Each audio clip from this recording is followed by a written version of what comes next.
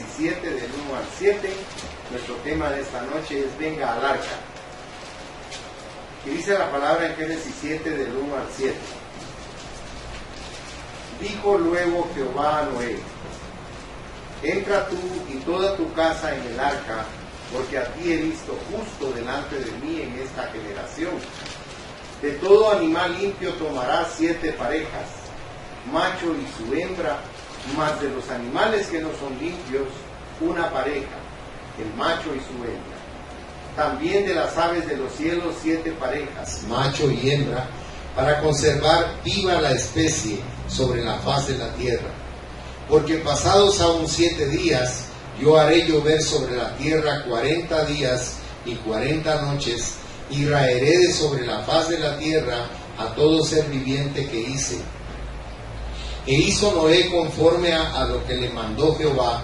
Era Noé de 600 años cuando el diluvio de las aguas vino sobre la tierra, y por causa de las aguas del diluvio entró Noé al arca, con él sus hijos, su mujer y las mujeres de sus hijos.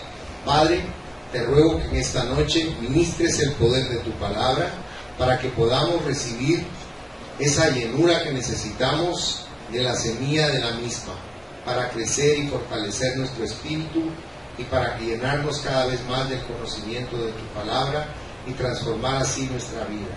En el nombre de Jesús te lo rogamos. Amén, Señor. Y amén. Pueden sentarse, mis hermanos. Lo que vemos aquí es una invitación que Dios está haciendo. Dice la primera invitación de la Biblia, porque el diluvio estaba a punto de empezar. Fíjense que nosotros aquí en esta tierra ahorita sabemos que está por empezar la venida de Cristo. Amén. Y la gran tribulación. Pero fíjense qué cosa más tremenda. Nosotros no creemos. O sea, si nosotros los cristianos creemos con cierta vaguedad, imagínense los que no tienen ni noción de eso. Les digo esto porque en la época de Noé, cuando les dijeron va a llover 40 días y 40 noches, vengan al arca, dicen que se desternillaban de la risa de Noé, porque en esa época no llovía. La tierra no llovía, sino un vapor la aumentaba. Y entonces se reían de él. 120 años pasó diciéndoles eso, fíjense, y no lo oyeron. Y construyó un arca que tenía 150 metros de largo, por 25 metros de ancho, por 15 metros de alto. No era un barco, hermanos. En realidad era una caja de madera, era un cajón de madera, era un cajón de ciprés calafateado con brea. Pero aquí hay algo bien importante. La madera de ciprés, que representa nuestra arca, que es Cristo. Cristo se tuvo que dejar su divinidad y convertirse en hombre. O sea, la madera del arca representa la humanidad de nuestro Señor Jesucristo. Ahora hay algo curioso. La brea servía para calafatear, y en el Antiguo Testamento la palabra calafatear es la que en el Nuevo Testamento se usa para redimir, para rescatar. Miren la gran figura que encontramos de Cristo, porque Cristo es nuestra arca, Él es nuestra expiación, Él es el que nos salva de todo el mal que va a venir sobre la tierra. Ahorita hubo un terremoto de más de 8 grados en Chile, pero en los Estados Unidos están en alerta en California, porque están esperando un terremoto que va a dividir California, la va a partir.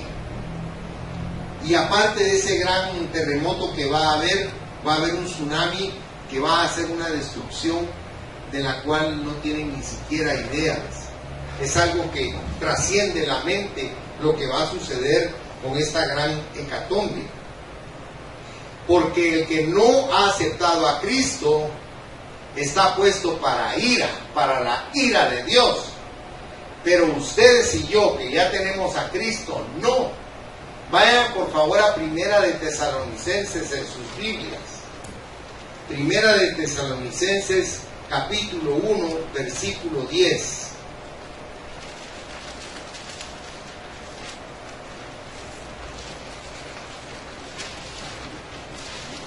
Dice ahí la palabra: y esperar de los cielos a su Hijo, al cual resucitó de los muertos, a Jesús, quien nos libra de la ira venidera.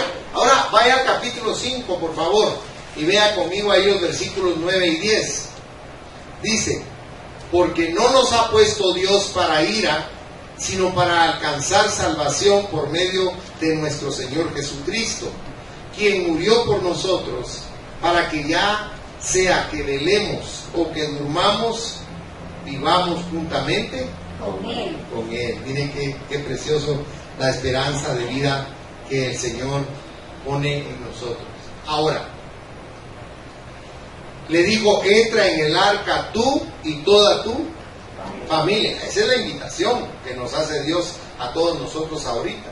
Reciban a Cristo. Cristo es el arca. Esa arca, fíjense que era enorme, pero solo tenía una puerta, porque la puerta es Cristo. Él es el que, por medio del que entramos a la salvación eterna. Si ustedes le pusieron atención a lo que leímos, van a ver que es una fotografía de lo que pasa actualmente aquí en la tierra, en nuestros países, porque esta es una invitación para sobrevivir al diluvio, la que Dios le está haciendo a Noé, pero Cristo nos hace una invitación también para salir de este mundo tan perdido en el que vivimos. Porque ¿cómo era la maldad en los tiempos de Noé? Vuelvan a Génesis en el capítulo 6 y versículo 5, por favor. Génesis 6:5 dice: y vio Jehová que la maldad de los hombres era mucha en la tierra. Note por favor: y que todo designio de los pensamientos del corazón de ellos era de continuo solamente, que dice, el mal. O sea, todo pensamiento que les venía a la mente era solo para Mal. ¿Y cómo piensa ahorita la gente en la calle?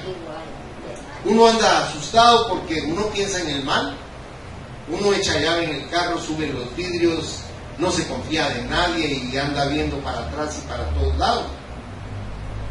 Porque los pensamientos son siempre de mal, porque estamos bajo una circunstancia terrible que nos rodea. O sea, esas personas como hoy eran malvados de pensamiento. Por eso Dios dispuso destruirlos. Eran corrompidos en sus decisiones morales. Eran personas que no tenían una actitud correcta. También eran violentos en sus tratos unos con otros. Y el juicio que siguió a su maldad fue terrible.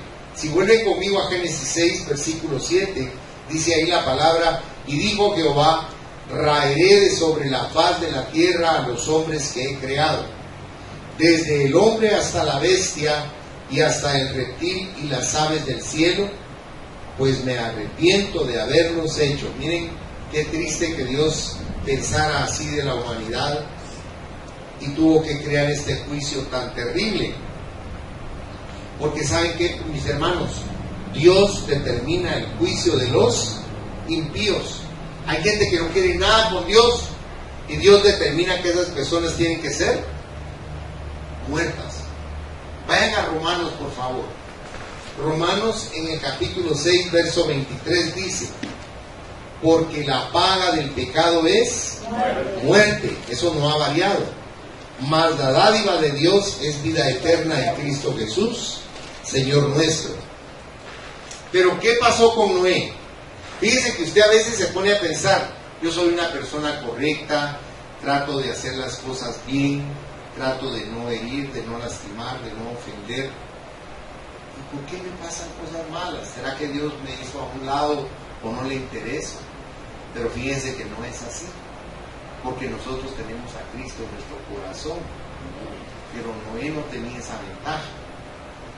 Cuando Dios nos ve a nosotros, no nos ve a nosotros, sino ve a Jesús. Por eso dice que nos hizo aceptos en Jesús, en el amado. Pero Noé no tenía a Jesús en su corazón.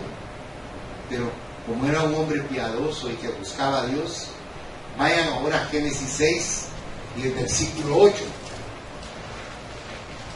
Dice, pero Noé halló gracia ante los ojos de Jehová. Eso es bien interesante, que uno piense, ¿será que yo soy agradable a los ojos de Dios? Porque miren, ¿queremos cosas? Sí. ¿Tenemos anhelos? Sí. ¿Tenemos metas? Sí. Pero para alcanzarlas necesitamos agradar a Dios.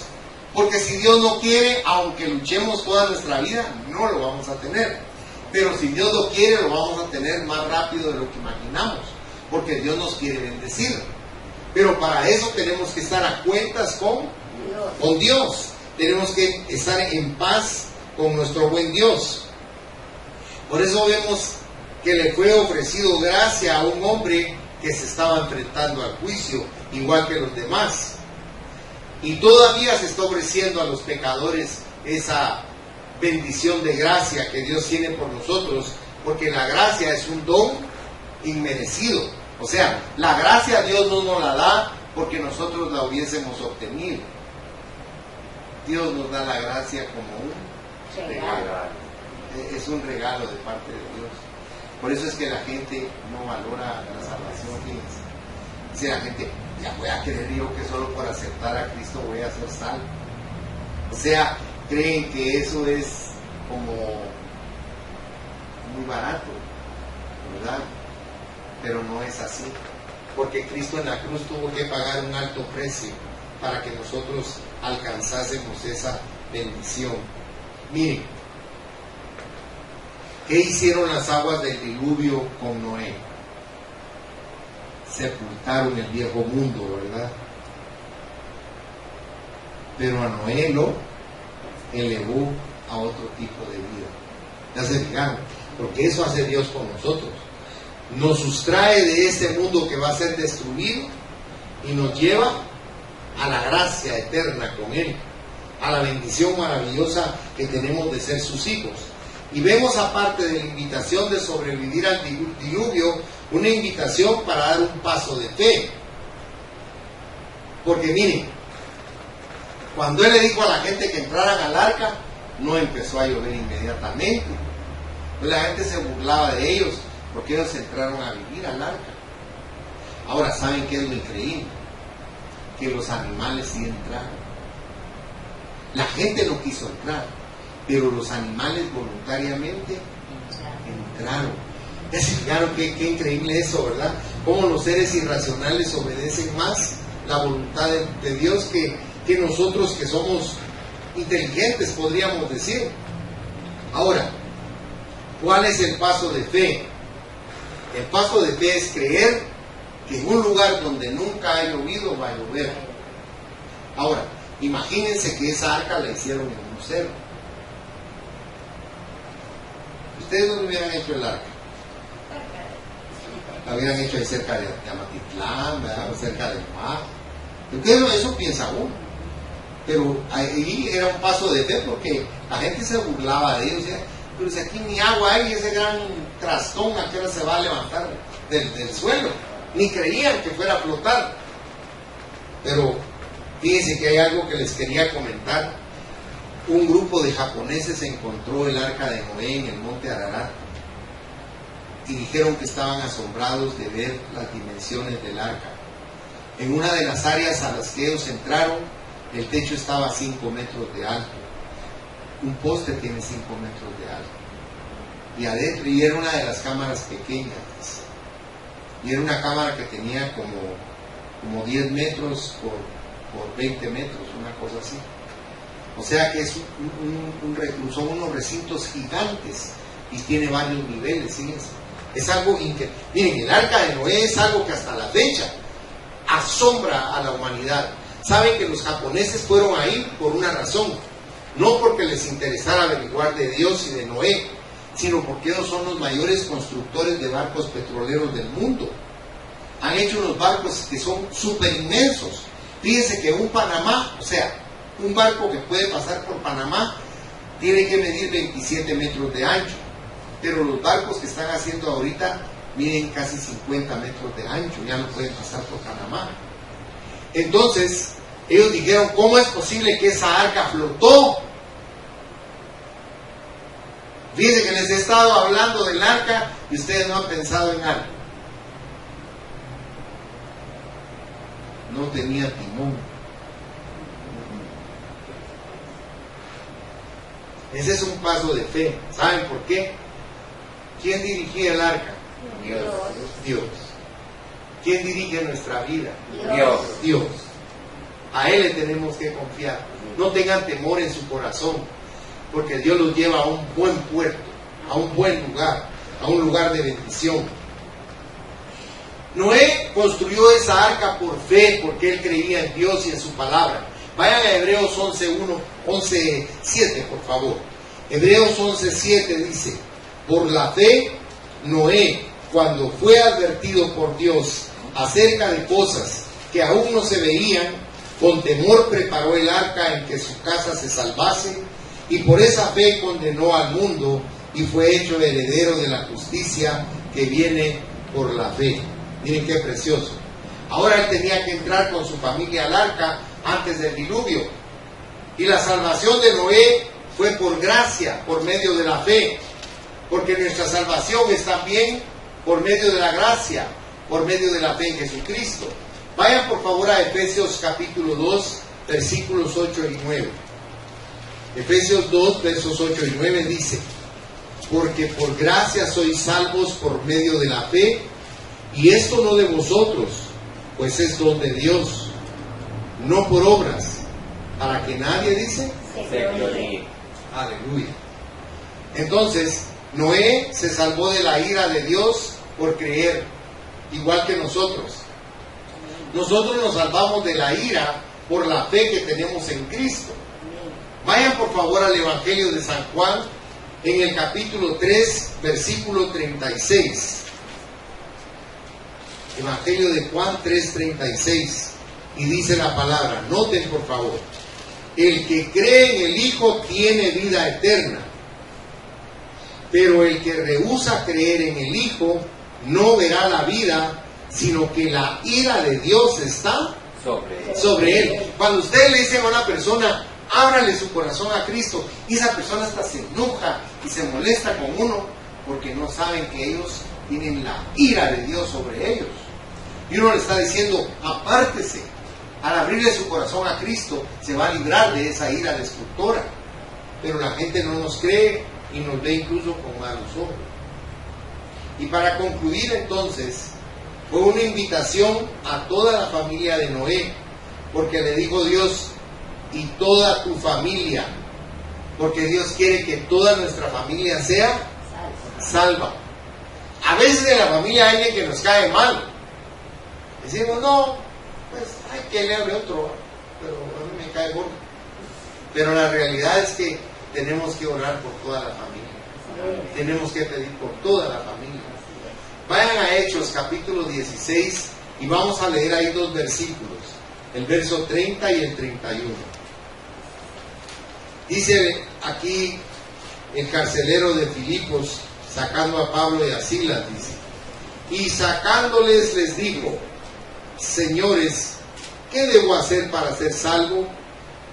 Ellos dijeron, cree en el Señor Jesucristo y serás salvo tú y tu casa. Miren la maravilla del amor de Dios, porque no quiere que nadie se pierda, sino que todos procedan al arrepentimiento. ¿Cuán grande es la fidelidad de Dios para cumplir con esa promesa? Porque saben una cosa, ahorita nosotros hablamos de eso, decimos eso, ya lo sé, tanto que han hablado de eso y todo lo demás, pero cuando ustedes vean el infierno, cuando ustedes vean cuando ustedes vean a las almas gritando, vean a las almas deshaciéndose y volviéndose a hacer, porque ahí se deshace el cuerpo y se vuelve a hacer para volverse a deshacer, solo que es eterno. Nunca, ese dolor dice que nunca va a parar, nunca. Pero la gente se burla de eso. Pero dice Dios que cuando están las personas que logran ir a ese lugar y verlo, porque Él se los permite para testimonio, dice que los que están en el infierno, hasta insultan a Cristo porque no lo saca rápido de ahí. Porque nunca se ponen a pensar ellos que de verdad ustedes son dichosos porque son salvos, pero no saben de qué son salvos. Y cuando ustedes de verdad, alguna vez Dios les permita, le pido a Dios que alguna vez tengan una visión del infierno, para que entonces ustedes valoren más su salvación y la aprecien más. Porque con todo respeto, por eso es que no la apreciamos, porque no sabemos de qué nos está salvando Dios. Pero el infierno es lo más horrible que ustedes se puedan imaginar. Miren, hay una llamada en Pedro, se las quiero enseñar, porque posiblemente, vayan a primera de Pedro, por favor, se las voy a enseñar. Capítulo 3, si son tan bondadosos, porque yo quiero que ustedes entiendan que no están aquí perdiendo su tiempo, sino que ustedes están aquí reflexionando sobre el futuro que les espera. Porque podría ser que si nosotros no cuidamos nuestra salvación, vayamos al infierno. Eso mismo dice Pedro, que debemos cuidar nuestra salvación con temor y temblor, dice. Ahora, vayamos a primera de Pedro 3, primero verso 18. Noten por favor, pónganle atención, se lo suplico. Porque también Cristo padeció una sola vez por los pecados, el justo por los injustos, para llevarnos a Dios, siendo a la verdad muerto en la carne, pero vivificado en espíritu, en el cual también fue y predicó a los espíritus encarcelados, los que en otro tiempo desobedecieron, cuando una vez esperaba la paciencia de Dios en los días de Noé, mientras se preparaba el arca, en la cual pocas personas, es decir, 8, fueron, dice, salvas. Salvadas por agua. Pero ya le pusieron atención al pasaje. ¿Quién es el personaje central? Cristo. ¿Y a dónde fue Cristo? Noten, ahí dice, predicó a los espíritus, ¿qué dice? Encarcelar, es en el infierno. Les fue a predicar, fue a decir, miren lo que perdieron por su necedad, por ustedes que se rieron de Noé. Noé ahora está en la gloria y ustedes están aquí sufriendo eternamente este fuego que los tortura y los... Es que miren, hermanos, en una oportunidad yo leí un libro donde Jesús le dice a esa persona que la llevó al infierno, le dice, diles y explícales el dolor que están padeciendo, el dolor que están sintiendo, para que comprendan que esto no es un juego, que esto no es algo que lo pueden soportar fácilmente. Dice que había un pastor que se había aprovechado de las ovejas y que era un ladrón, que se había robado el dinero de la iglesia, que había violado a varias hermanas de la iglesia, y estaba ahí y los demonios lo habían metido en una caja, dice. Y en la caja le dejaron varios hoyos, y dice que llegaba un demonio y le ensartaba una lanza en el vientre y luego se la movía. Dice que el hombre pegaba unos gritos, pero eran unos gritos y decía, ya no, por amor de Dios, ya no soporto este dolor. Y cuando éste sacaba riéndose la lanza esa que le metía, dice que venía otro y le metía otra en el pecho y le volvía a hacer la misma cosa. Dice que el hombre pegaba unos berridos y unos gritos. Dice que el hombre por el hoyo logró ver la luz de Cristo y le dijo, Jesús, yo sé que estás ahí, Jesús, dame una oportunidad. Yo hoy voy a regresar a la tierra, voy a ser un pastor diferente, voy a predicar sobre el infierno, voy a enseñar que no hay que robar, que no hay que engañar, que no hay que hacer las cosas que yo hice. Perdóname y dame esa oportunidad, tú eres bueno, tú eres Dios. Jesús no le contestó nada y él lo comenzó a insultar y los demonios siguieron torturándolo. Y la muchacha le dijo a Jesús, Señor, ¿hasta cuándo va a parar la tortura de él? Nunca va a detenerse, él va a estar así, le dijo, por los siglos de los siglos de los siglos. Jamás va a salir de ese dolor, su vida es esa, le dijo ahora. Y él me pidió una oportunidad y por eso tú te conmoviste. Pero yo le di oportunidad, muchas oportunidades de que cambiara y nunca quiso cambiarlo. Y del lugar donde está, no lo puedo sacar, le dijo Jesús. Ahí se va a quedar toda la eternidad. Miren, hermanos, cuando estamos vivos, esas cosas no nos interesan. Si ustedes le platican algo así otra vez, no seas tonto vos, no creas esas tonteras. Pero cuando la persona muere y su alma es llevada a ese lugar, ay, hermano, solo el trayecto dice que es algo horrible. En ese lugar no hay luz, en ese lugar no hay amor, en ese lugar no hay agua, en ese lugar no huele nada delicioso. Es el peor olor que hay en el universo. Es un olor espantoso. O sea, Cristo dice que el infierno no fue hecho para nosotros, sino para los ángeles que se rebelaron contra Dios. Pero aquí están viendo ustedes en Noé cómo el hombre se pervirtió tanto que fue a parar donde no le correspondía estar. El infierno no fue hecho para el hombre, fue para estos demonios. ¿Quieren que les diga una cosa? Hay demonios tan terribles que Dios los tuvo que encarcelar. Porque si Dios los hubiera dejado salir, ríanse de cómo está ahorita el mundo.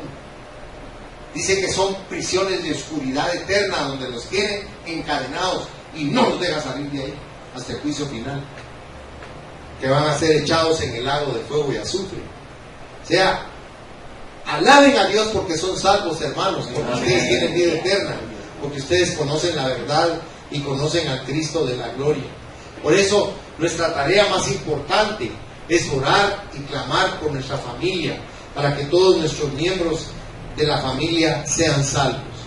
Porque es bien importante, ahora que ustedes están vivos, que se preocupen por la salvación de los que no son salvos. Y si hay personas intratables, oren por ellas. Alguien va a tocarle su corazón. Dios va a enviar a alguien porque va a oír el clamor de las oraciones nuestras. Oremos por todos los que no son salvos de nuestras familias. Cierren sus ojos, mis hermanos. En conclusión, las preguntas son: ¿cómo responderemos a esta invitación? ¿Aceptaremos la invitación de Dios para acudir a Él con fe? ¿Qué estamos haciendo para asegurarnos que nuestra familia es salva? El fin se acerca, la tormenta está bien cercana. Pensemos si están todos los miembros de nuestra familia en el arca. Y si no, oremos por ellos y clamemos por su salvación para que no vayan al infierno. Padre, en esta noche yo te pido que bendigas a tus hijos y a tus hijas por nombre. Te pido, Padre, que recibas nuestra gratitud por habernos hecho salvos. Te pido que les llenes su corazón de paz, que los cubras con tu preciosa sangre desde su coronilla hasta sus pies, que les des una revelación del infierno. Te lo suplico, por favor, Padre, porque si ellos tienen ese testimonio, cuando le cuenten a la gente se va a convencer de que hay un lugar espantoso cuando nosotros nos rebelamos contra tu palabra. Yo te ruego en esta noche, Padre, que los ayudes a cada uno de ellos a alcanzar la pureza, la justificación, la salvación y mantenerla por medio de la fe en Jesucristo. Líbralos de toda maldad humana y espiritual, líbralos de toda tentación, líbralos de toda maldad del diablo, Señor, que quiera venir sobre sus corazones. Por favor, Padre Celestial, ayúdanos a luchar denodadamente por agradarte a ti con nuestra vida.